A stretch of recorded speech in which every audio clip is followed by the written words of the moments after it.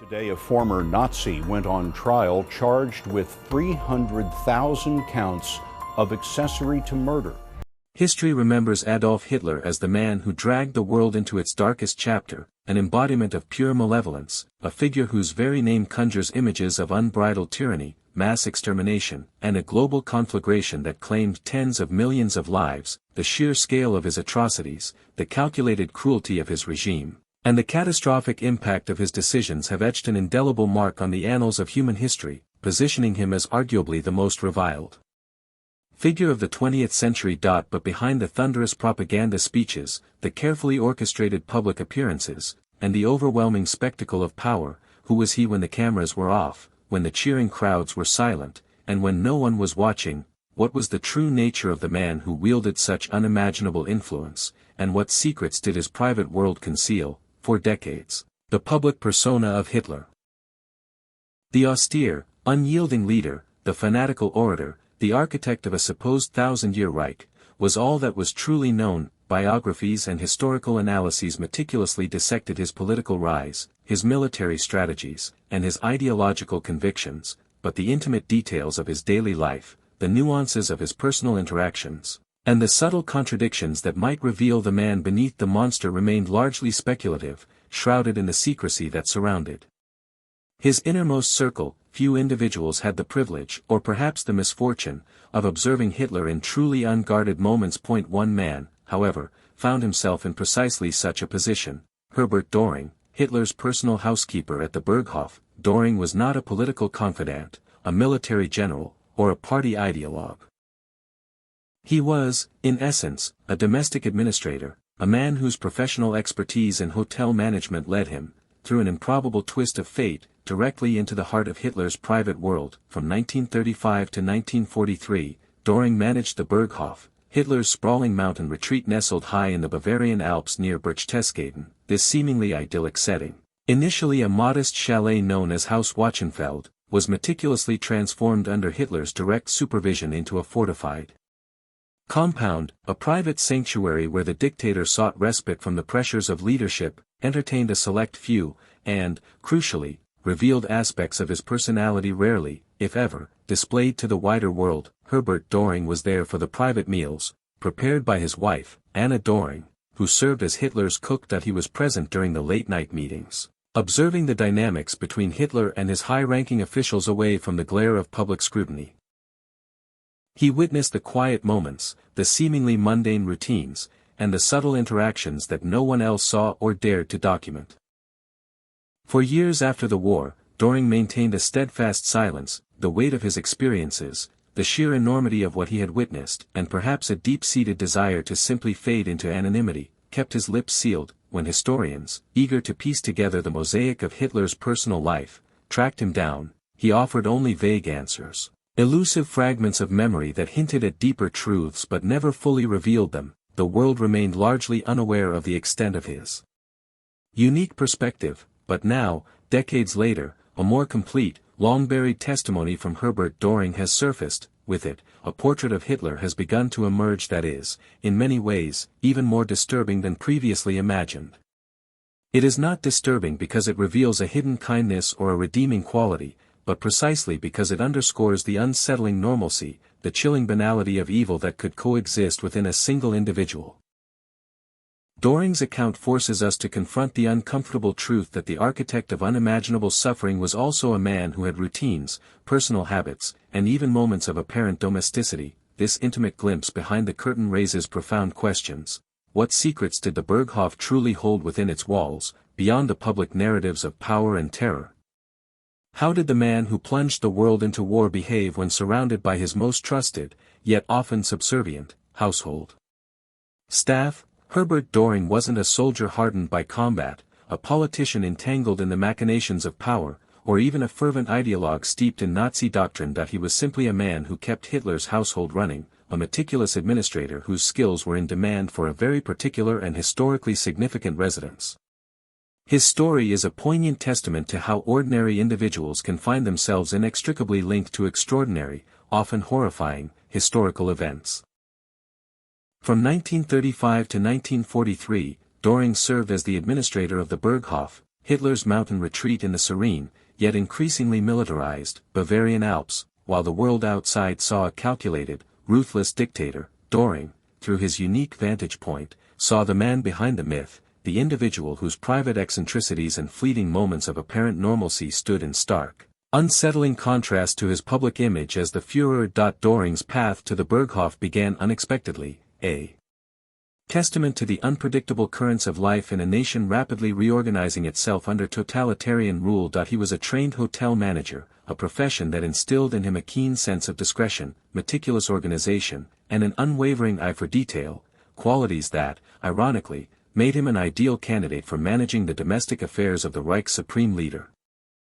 His recruitment came not through overt political affiliations, but through Nazi party connections who recognized his administrative skills and professional competence. In a regime that increasingly valued unwavering loyalty above all else, Döhring's appointment for his practical abilities was somewhat unusual, highlighting the pragmatic needs of maintaining a functional private residence for a figure of Hitler's stature. It was at the Berghof that Herbert Döhring met his future wife, Anna Plain, who was already employed as Hitler's cook. Anna's role was equally pivotal, placing her in direct, daily contact with Hitler's most personal needs, his meals. Together, Herbert and Anna Döhring formed an unlikely domestic team, a professional partnership at the very heart of Hitler's private world. Their combined professional backgrounds, Herbert's managerial acumen and Anna's culinary expertise, made them perfect candidates to maintain Adolf Hitler's notoriously strict household standards.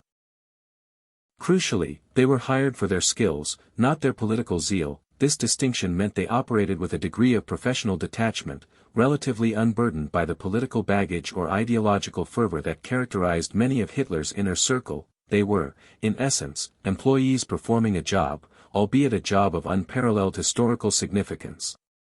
The couple's arrival at the Berghof marked the beginning of their strange and often unsettling double life. Officially, they were just staff members, part of the large retinue required to keep the sprawling estate running smoothly.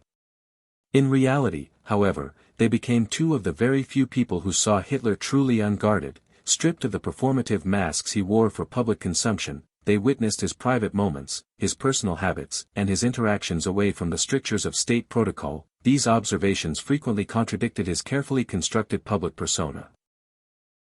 Their unique position gave them access to scenes and insights that would undoubtedly have shocked the German public, who were fed a steady diet of propaganda portraying Hitler as an almost ascetic, superhuman figure entirely dedicated to the nation. For years after the war, the Döhrings remained steadfastly silent. The trauma of the war, the profound shift in Germany's political landscape, and perhaps a desire to avoid any association with the defeated regime, all contributed to their reluctance to speak. When persistent historians finally tracked Herbert Döhring down, he gave only vague, evasive answers, unwilling or unable to fully disclose the depth of his knowledge. His memories, deeply buried for decades, hinted at a hidden chapter of history.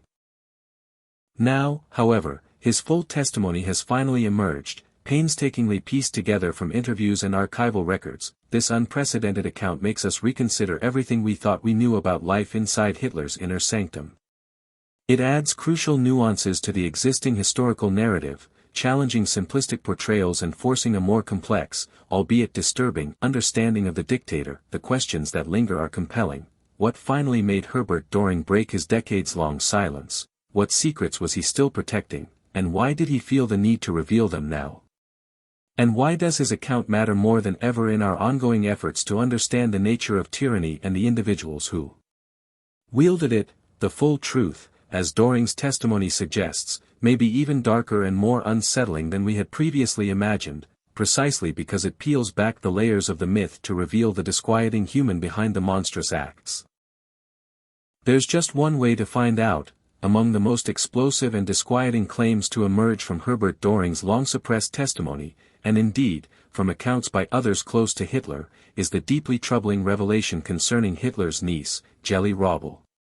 It is a story that has long been whispered in the corridors of history, alluded to by biographers, and debated by historians, but Döhring's account, particularly through his wife Anna's first-hand observation, lends a chilling new layer of authenticity and intimacy to the pervasive rumors. According to Döhring, the pivotal moment of revelation occurred in 1931, A year of immense political turmoil in Germany and a critical period in Hitler's ascent to power. His wife, Anna Döhring, who as Hitler's cook had constant access to his private quarters, entered a room unexpectedly and discovered Hitler and Jelly Robbel in what could only be described as an intimate embrace on a couch. This was not the innocent, chaste greeting of a doting uncle to his beloved niece, a gesture easily dismissed as familial affection. Instead, Anna, a practical and grounded woman not given to exaggeration or flights of fancy, described the scene to her husband in terms that left absolutely no doubt about its inappropriate and deeply disturbing nature. The implications were clear. The relationship between the aspiring Führer and his much younger niece extended far beyond acceptable familial boundaries. This moment was not an isolated incident. Rather, it became one of many unsettling observations that made the Döhrings, along with other household staff, increasingly uncomfortable about the relationship between Hitler and his young niece. The situation was particularly disturbing due to the profound power imbalance inherent in their dynamic. At the time of this discovery, Hitler was 42 years old, a man in the prime of his political ambition, already a formidable figure within the nascent Nazi Party. Jelly, in stark contrast, was a mere 23 years old, vulnerable and dependent on her uncle. This age disparity, coupled with Hitler's manipulative and increasingly controlling nature, painted a grim picture of potential exploitation. The Döhrings were not alone in their unease. The hushed whispers among other household staff attested to the widespread discomfort, and even members of Hitler's inner circle later admitted, albeit often retrospectively and cautiously, that they found the relationship deeply troubling. Figures like Albert Speer and Ernst Hafstengel, who were intimately acquainted with Hitler during this period, acknowledged the intensity of Hitler's obsession with Jelly and the strange hold she seemed to have over him, even as they often downplayed or sanitized the more salacious aspects. But for those unfamiliar with this darker chapter of Hitler's biography, a crucial question arises. Who in fact was Jelly Robbel, and how did she become such a central, yet tragic, part of Hitler's story? Her life, brief and ultimately sorrowful, is inextricably intertwined with the rise of the man who would plunge the world into darkness, offering a chilling glimpse into the hidden recesses of his psyche.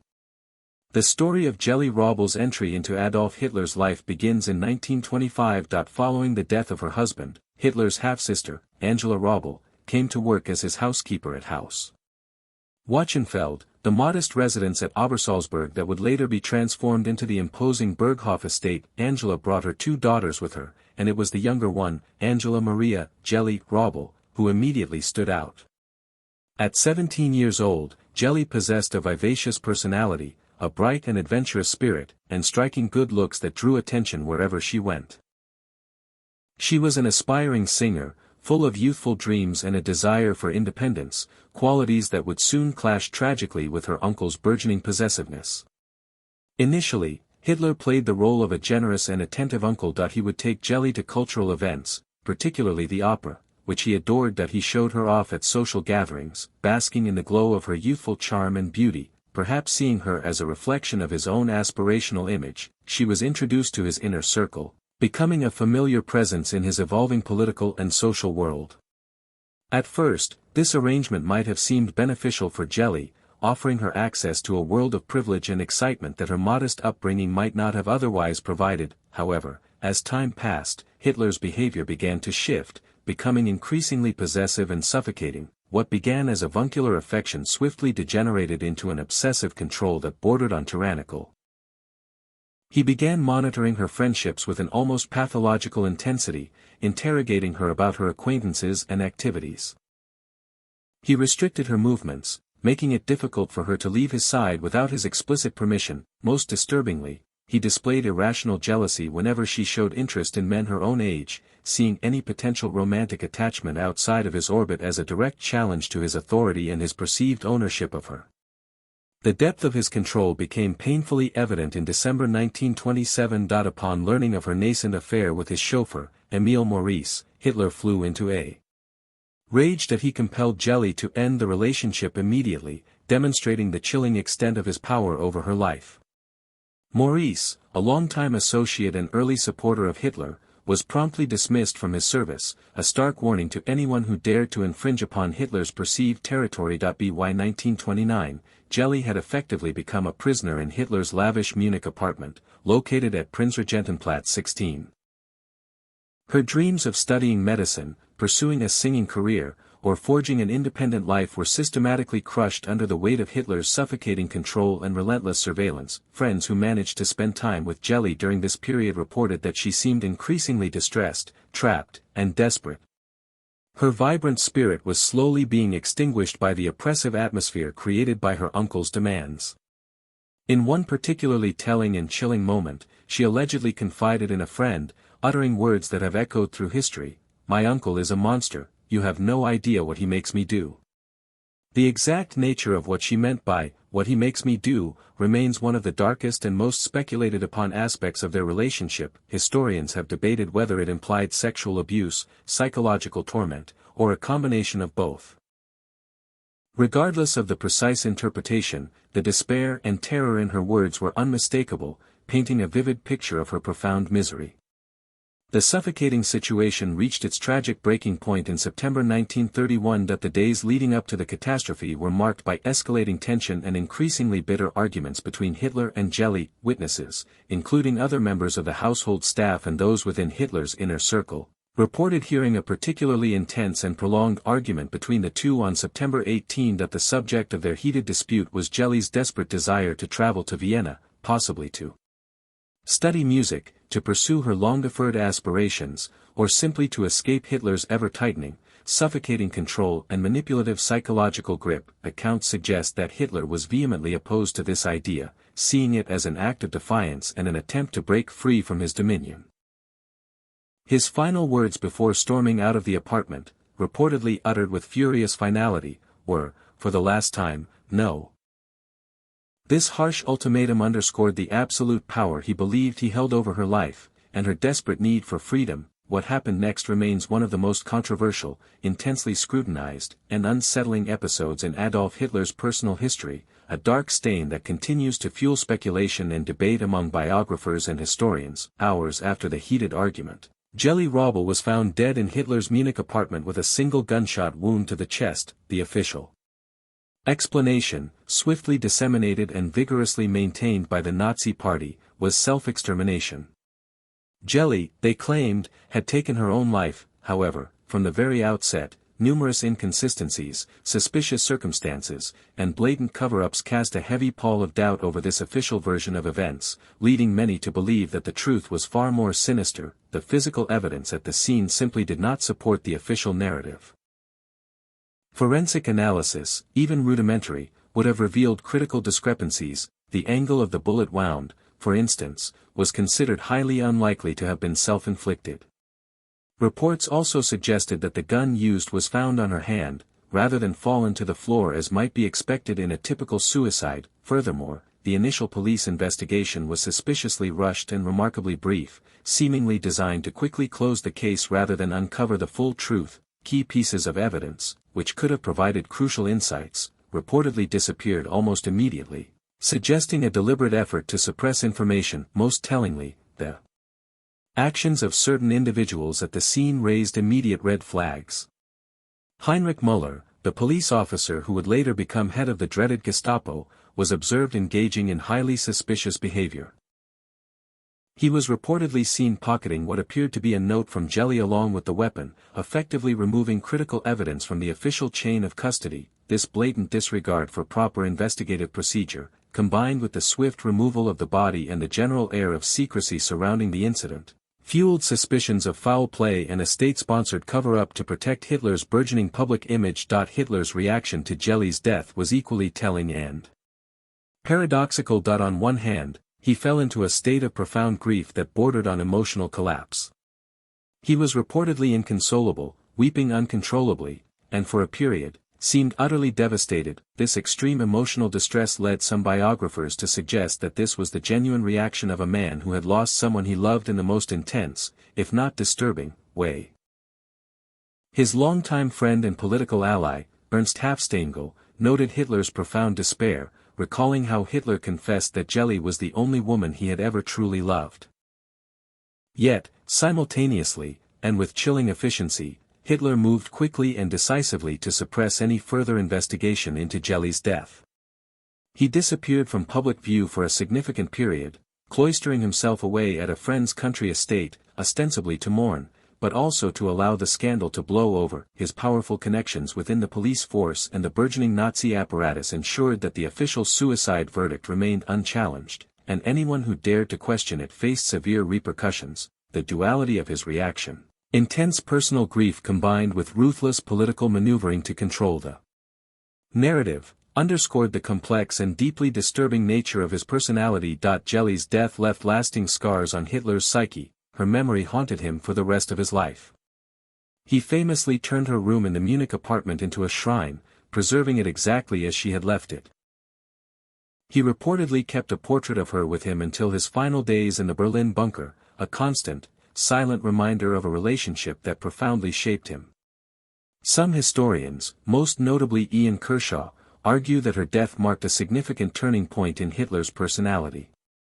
It is posited that after Jelly's death, Hitler became even more ruthless, more detached from normal human relationships, and more driven by an almost pathological will to power, perhaps as a compensatory mechanism for his personal loss and the trauma associated with it. The human element, already fragile, seemed to recede, replaced by an even colder, more calculating resolve. The Döhring's testimony, particularly Anna's direct observation of the intimate embrace, only served to confirm what many historians had long suspected. Hitler's relationship with his niece crossed boundaries that were inappropriate at best, and deeply abusive at worst.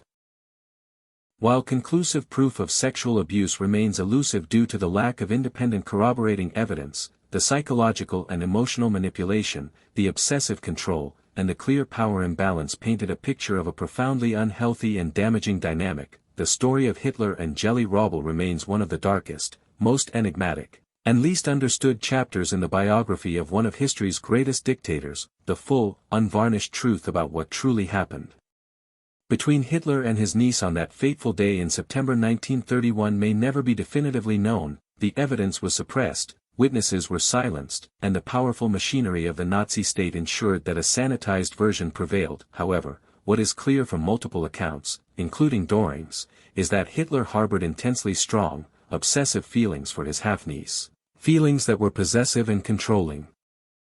And even if Jelly did not reciprocate those feelings in the same way, it appears she did, at least for a time, care for him, perhaps out of affection, fear, or a desperate hope for a future that he ultimately denied her. Their relationship stands as a chilling prelude to the monstrous behavior that would define Hitler's public life. Before we unravel more revelations about the seemingly shrewd dictator, let's take a pause and probe into the life of this caretaker, Herbert Döhring, who seems to know too much. His story is one of those strange, almost unbelievable twists of fate, a narrative where an ordinary, unassuming man finds himself inexplicably thrust into the orbit of one of history's most notorious and destructive figures.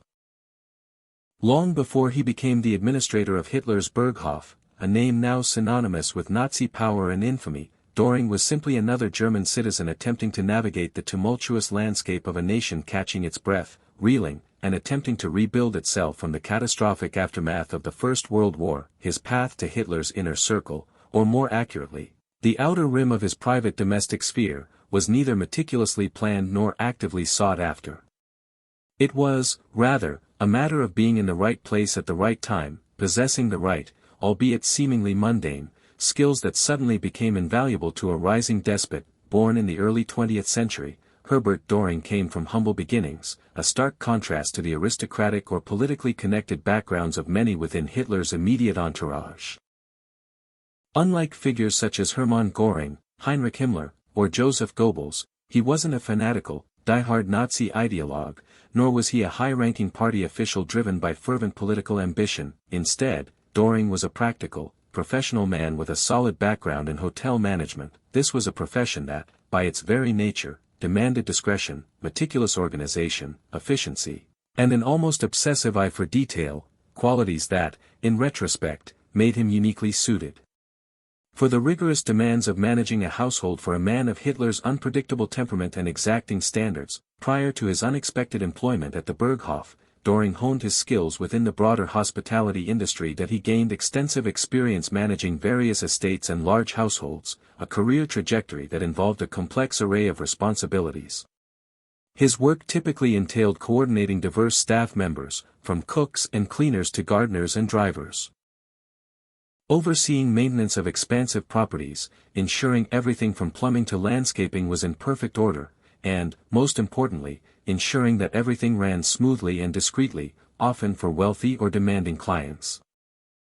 These were precisely the qualities that, by the mid-1930s, caught the discerning attention of Hitler's aides, who were tasked with finding a suitable administrator for the Führer's newly acquired mountain residence. In 1935, Döhring was approached with an unusual, indeed, historically significant proposition. He was called upon to become the administrator of Hitler's newly acquired mountain home, the Berghof, located in the picturesque, yet soon to be heavily fortified, Obersalzberg region. The offer did not come directly from Hitler himself, but rather through the intricate and increasingly pervasive channels of the Nazi Party bureaucracy. This indirect approach was likely strategic, as Döhring's professional background made him an ideal, apolitical candidate.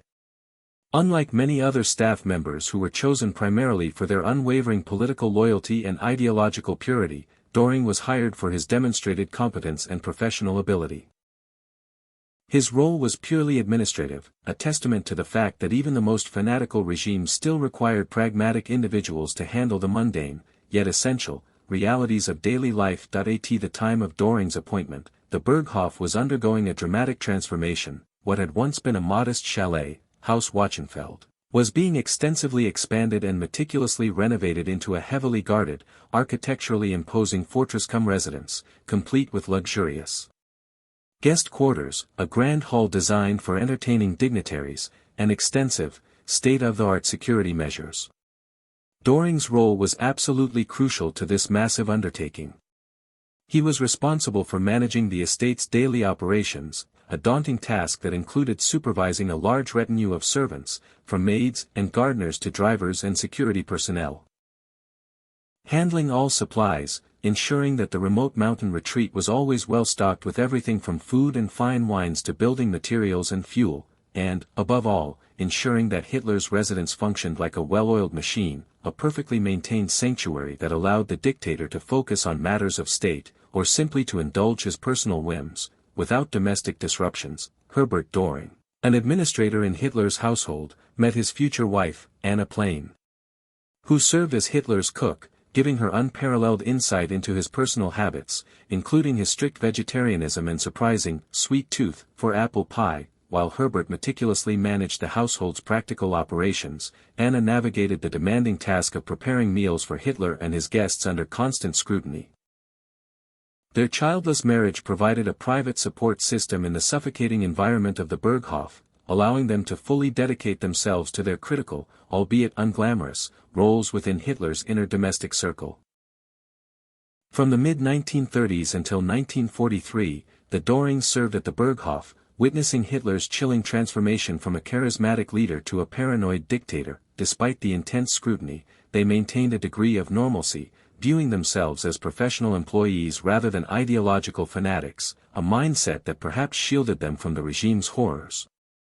Herbert often experienced a surreal mix of mundane household duties and the arrival of infamous Nazi figures for secret, world-altering meetings, a constant disorientation amidst the escalating global conflict. As World War II intensified, the Döhrings' tenure ended in 1943, likely due to reassignments, increasing paranoia within the regime, or the growing burden of wartime estate management. Herbert was later drafted into military service, while Anna faced the hardships of a nation at war. After Germany's defeat, Herbert was briefly detained by Allied forces but released after it was clear he wasn't involved in war crimes.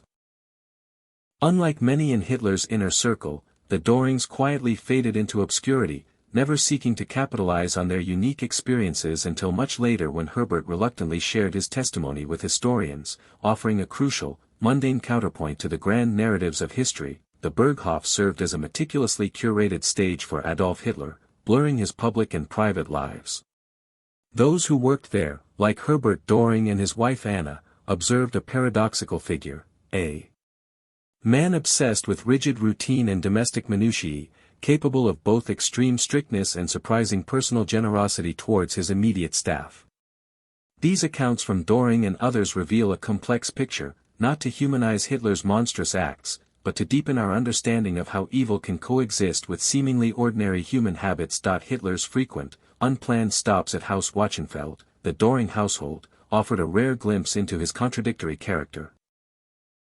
His arrival, often informal, created anxiety for Anna Döhring, who had to quickly prepare meals. Despite his ruthlessness, Hitler displayed a surprising paternalism towards his immediate staff, offering financial gifts and ensuring access to quality food and comfortable living quarters, even during wartime rationing. This selective generosity, however, stood in chilling contrast to his complete lack of empathy for the millions suffering under his brutal regime, revealing a disturbing duality in his moral compass. Hitler's private life at the Berghof, observed by the Döhrings, was marked by surprising mundanity despite his public persona.